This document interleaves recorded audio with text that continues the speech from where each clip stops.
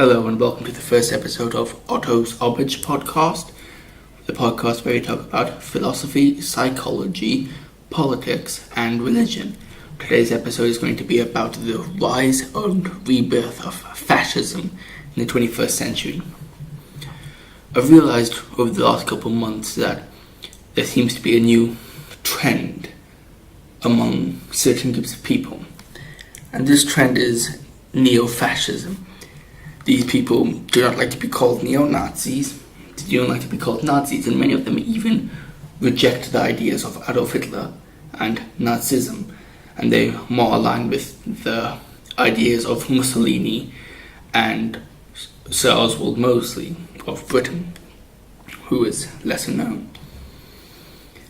Before I talk about what's led to the new rising point of fascism, I'd first like to define, according to what these people say, what their new idea, their rebirth, their renaissance of fascism is. Most of them share this belief or this viewpoint that is gone in the age of fascist racism, fascist homophobia, and to an extent fascist sexism. I say to an extent sexism because although they do believe that women have the same rights as a man, and although they do in many cases believe that should there be voting, women absolutely need to be able to vote, they disagree in points of free and open choice of employment to an extent. And what I mean by to an extent is that many of them share a belief that the men is stronger and thus the man has to do the harder jobs, and the woman's primary role is to birth children and to take care of these children. Now, of course, you can say what you want in terms of men being stronger because from a biological point of view, men are built to be stronger. We've got thicker, denser bones, etc., etc. And so because of that, there is some backing to men are stronger. Not in all cases, of course, but from a biological standpoint, men are biologically engineered, if you will, to be stronger, which is true. But the rest of it about their woman's major role is to birth and to take care of children is a bit dated, to say the least. However, their new ideology, which if you look into the core founding aspects of the new age of fascism, isn't anything new rather. It's the idea of united we are strong, but divided we fall.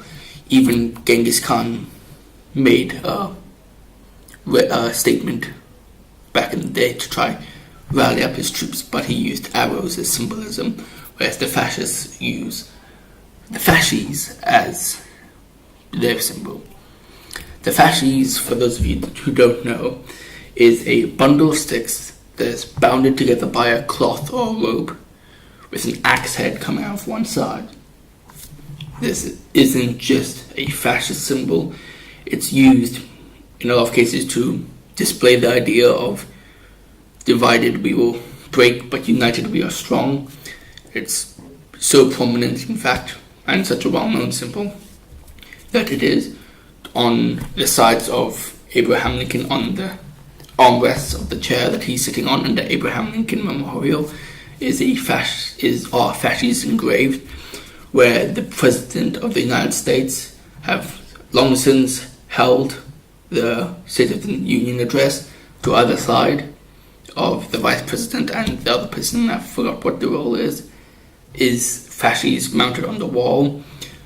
If you look inside the White House, if you've ever been inside the White House, above the door frames or entering and exiting the Oval Office is this fasces to remind the President this idea of divided we may fall, but if we all band together and unite, we can tackle the strongest of obstacles, which in itself is a decent point of view. It's a decent philosophy, but there is, of course, the other side of it, where many of them are anti-mass immigration of refugees, which, although there are many people who agree with this statement, doesn't necessarily make the statement doesn't exactly make them racist in any way. They tend to take it a little bit too far in sayings of defending Europa and fighting back for your homeland and your ancestors, your Nordic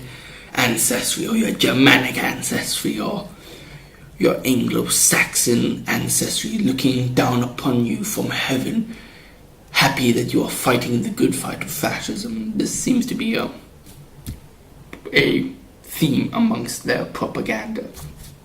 But moving on to what makes a fascist nowadays is, I believe, bullying and mockery. I've experienced it as a conservative, and luckily for me, I have friends to fall back on, but many people don't, because in today's political climate, people who are conservative tend to be outcasts from society for holding those viewpoints. We like to pretend and we like to believe as a society that we are warm and accepting. And yes, we are warm and accepting. We are warm and accepting of people of different faiths, of beliefs. We are warm and accepting of people with different skin colors.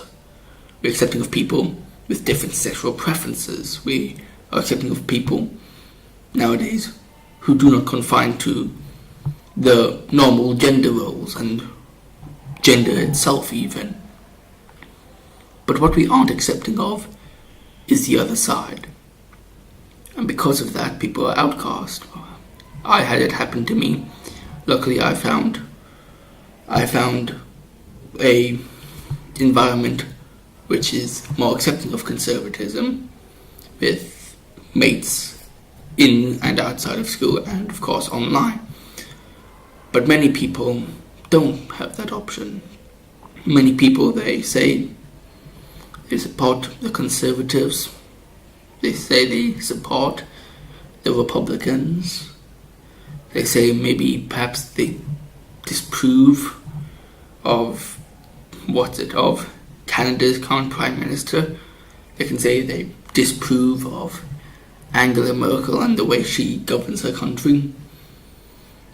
And they get outcast, they get labelled.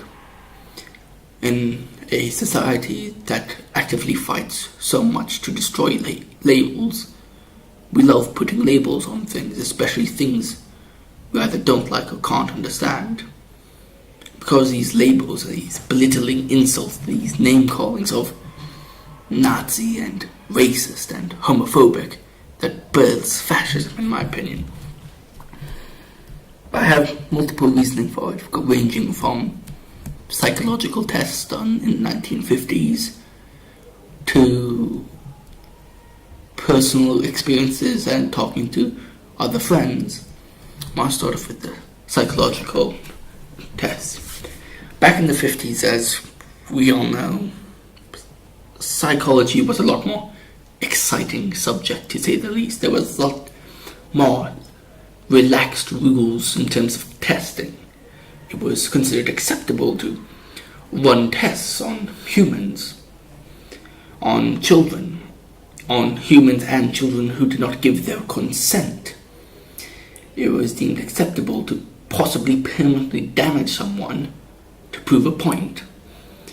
Those tests luckily have been stopped now, but the evidence and the facts that we learned, the things that we learned through these tests, we may not have learned any other way. And one of the tests I'm referring to, I forget the name of it now, but it involved orphans, because the testers found orphans would be the most susceptible to implementation of ideas into their mind, because they were lonely, as many conservatives become lonely once they admit they're conservative. And what they did with this test is they told the orphans that these people that were coming in were looking to adopt them, and they were just trying to ask a few questions first, which also was part of the test, because that means they got excited, they got happy, they saw an escape, and because of this, they let their guard down. And throughout the questions, there were fairly normal questions, apart from the testers would occasionally tell the children, you're stuttering, stop stuttering, you're stuttering. The children were not stuttering, but the testers insisted that they were stuttering. The orphanage was also in on this, with a pretty hefty paycheck, if I do remember, in order for them to allow it. And they kept coming back and seeing, it wasn't just one child, it was groups of children from different orphanages from across America. And as time went on, the children began to believe that they were stuttering. And the more and more they believed that they were stuttering, the more and more they tried to stop it. And the more and more they tried to stop their stuttering, the more they stuttered. And I forget how long it took exactly. It was less than a year, if I'm correct, before all the children, or majority of the children there were testing, developed serious stuttering problems that, if I'm correct, weren't ever rectified. Those children went on the rest of their lives stuttering, and it was only discovered later on that they were all part of a test. They were guinea pigs, but I move on. The point that I feel we can learn from this experiment was that if you find someone who is lonely, who is weak, who is fragile in their mental state, ideas and things can be very, very easy to implement. And those ideas very often come to fruition. It's used nowadays in parenting advice. It's not tell your child you're a failure, to always praise your child for good, and always give your child positive reinforcement instead of negative. And the reasoning for this is because if you tell your child that they lost, or that they are that they failed, or that they're a failure, they will start to believe it, and that belief will progress into truth. And the whole idea behind it is, if you tell a child every day of his life that he will be a failure, he will become a failure more often than not. As harsh as it is, that seems to be the way the human mind works. And this brings me back to this fascist thing. Whenever you watch videos about right-wing speakers such as Milo Yiannopoulos, or even Donald Trump or Ben Shapiro, etc., there's one thing common about it. People, protesters chanting, calling them racist, calling them sexist, calling them homophobic, even though that's the furthest from the truth. For example, there's been many a video of people calling Ben Shapiro a Nazi despite the fact that he's Jewish, but they seem to gloss over this matter. With them, it's a bit easier. They're adults. They're successful. They don't need to listen to this. They don't listen to this barrage, is what it is. They don't listen. They ignore this barrage because they're strong-willed. They're no longer as susceptible to implementation of ideas and ideologies. Because of that, they're safe. However, when children, teenagers, and above, and young adults even, come out and say they're conservative, they're not as weak-willed. They're not as strong-willed, sorry. They're mentally weak. We like to.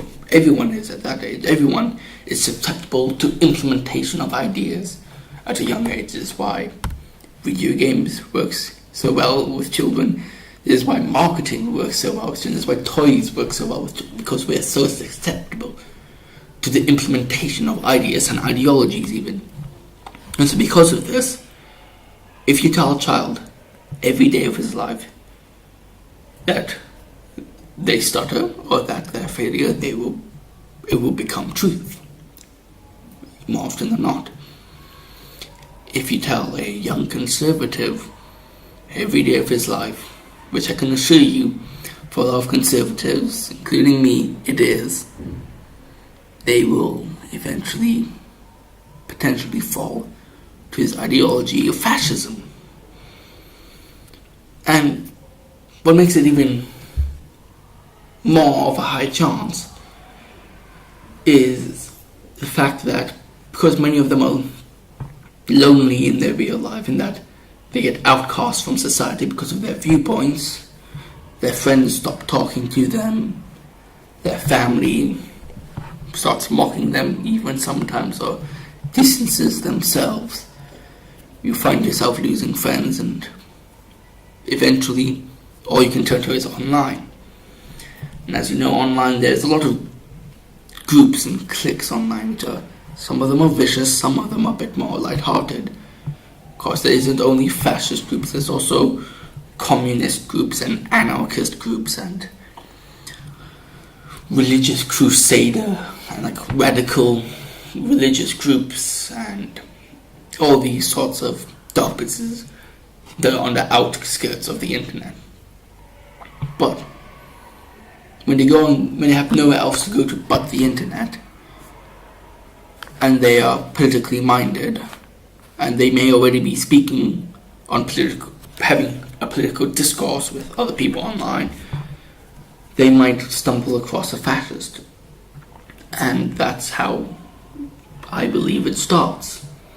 I know this because someone I know recently spoke to me about it and said he thinks he might be a fascist. And it worried him because, judging by how outcast he was from society for being conservative, he was worried that the fascism would be even worse. And of course it will. Of course it's going to be worse, and that's what he was scared of. But what he was more scared of was he didn't care whether or not they hated him because he was fascist, because at that point he had been indoctrinated into this fascist belief. And the way it worked for him, at least I think that's one thing. I myself also am susceptible to these ideologies. However, I like to think myself a bit more aware of this because I know the tactics and I know the battle plan, if you will, that they use, and so hopefully I'll be able to spot it a bit sooner than my friend did. But I myself have discourse with people online about politics, and there's one person which I've known for quite a while and that I've spoken to for quite a while very recently told me this. But anyway, the way it worked for him was someone said, "Oh, I'm a fascist," and at first he laughed him off, thinking it was a troll. Then as he spoke more and more, explaining his viewpoint, he realized this person isn't trolling, this person isn't trying to pull at my leg. This person is genuinely a fascist.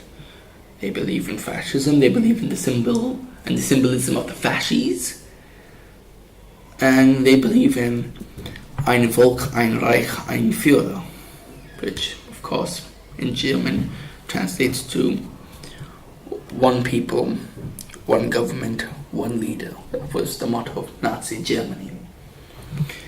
But they found someone who was also fully indoctrinated.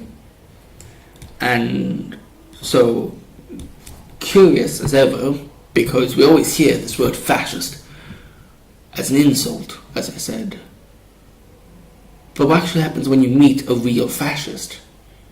A lot of people are curious because they think, why would you ever want to label yourself as such a hateful ideology? And he explained himself, saying, I believe in this. I believe that the current world is going down because there are too many opinions out there, and we've gone to a point of view where all opinions have to be respected equally, which quite often turns out for the bad, because some people have some bad opinions and we're forced as a society to listen to them. And he goes on and on. And as it goes on, my friend slowly began to realize, that makes sense, I guess, yeah, sure, fair enough point, that makes sense, and went on, and then he looked more into it and more into it, until one day he came to the realization, shoot, they're onto something, I might be a fascist. And the thing that made him more drift towards this ideology and these groups is that if they go and try to speak in a more open group, such as on Facebook or something, they often get belittled, as I said, with the bullying and the mockery and the name calling. But in these other groups, these fascist groups, he's not. Or they're not, sorry. They're more accepting, surprisingly, or at least of right-wing ideas, of course, on these groups. And they found themselves having more and more of a discussion, of a debate, rather than just shouting random things on an internet comment section. And this went on and on, and then eventually they began to establish a middle ground with this group, and they became more and more active. Until, as I said, one day he realized, oh shoot, I might just be a fascist, because that's the other thing, they are somewhat kind. They, rather than just assuming one thing of one person, at least this new wave of fascism, if you will, seems to be more open, more transparent, and also, more willing to talk than in the past. Now, of course, fascists of the past, being 30s, 40s, fascists were not like this at all. If you look at fascists after that, up until about mid to late 2000s, they were neo-Nazis. So they could often shave their head, put on a Hitler toothbrush mustache, got themselves tattooed with the symbol of the SS, the Wehrmacht, the NSDAP, the swastikas, and they were hateful. But as time went on, one person fell for it, but they were nice. And so they would create other nice people who were also who became fascist, and they believed, since the person who sort of inspired me, who convinced me to become fascist, is nice, that must be what they're like. And because more and more people did it, eventually it became what this new wave of fascism is like in many cases. And so because of that, because they find that in the quote-unquote tolerant and accepting world, they aren't tolerated and they aren't accepted, but in this dark and stormy cesspool of the most degenerate ideology of all, they are accepted, they are allowed to speak their mind, they are intelligently and confidently debated with, and sometimes they make a point and these fascists say, okay, yep, fair enough, you have a good point there, and sometimes they say, fascists, fair enough, you had a good point there. They slowly recruit. And so because of this, there's another reason why I find it to be rising in the modern age, is because in the more central world, in their more more mainstream, if you will, world, online, they're insulted and made fun, but on these places they're not. They tend to want to spend more time in places where they can intelligently debate and where they're more accepted. We all would do the same. We all strive for acceptance and we all strive to be heard. And because this goes on and on and on, they eventually wind up identifying more with them and becoming fascist. And then, because they were a nice person, and they were recruited by nice people, and all the people in their group are nice, they assume there's a new age of fascism, which in some retrospects it is. And so they use the same tactics of being nice and kind. They're not actively trying to recruit people to their cause, they just end up doing it because their whole mindset of what modern fascism is based upon kindness and free speech and an open mind and a right to speak your ideas and ideologies. And so that is why I personally believe that the issue with fascism and right-wing violence isn't more violence. It isn't a problem with trying to suppress these people. Because if you suppress these people more and more, the more and more you're proving them right, the more and more you're helping them actively recruit people. So what instead I believe we should do as a society to stomp out fascism for good, should we decide to, is to listen.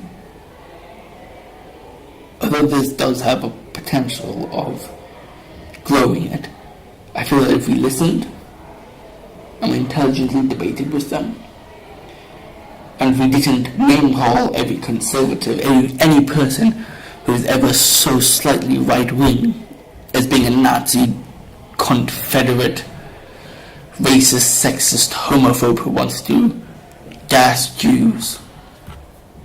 If we stop name calling,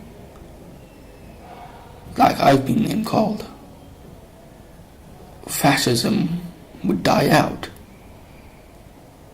as in my personal belief it should in many cases. And of course there's the argument of, should the new age of fascism really be something to be stomped out because it's changed so much? I personally believe yes, it does. Because although it has changed a lot and has improved a lot, which I have to give credit for, I feel like there's still that underlying message, and that's why I myself haven't decided to become a swastika-toting fascist, well, fascists rather, because a lot of them dislike the swastika, but that's why I haven't become a toting fascist, because I believe the core belief of the fascism of the 30s and 40s is still there, although hidden. And I feel it has too much of a negative stigma, which it should have a negative stigma. But, yeah, if you really, as a society, if you really wanted to stomp out fascism for good, we need to start by looking at ourselves. As the philosopher and political activist Mahatma Gandhi said, I believe, be the change you wish to see in this world. I think this quote rings ever present in this modern day and age. If we wanted the world and society to be more open and more accepting, we ourselves should become more open and more accepting, even to things we are uncomfortable to.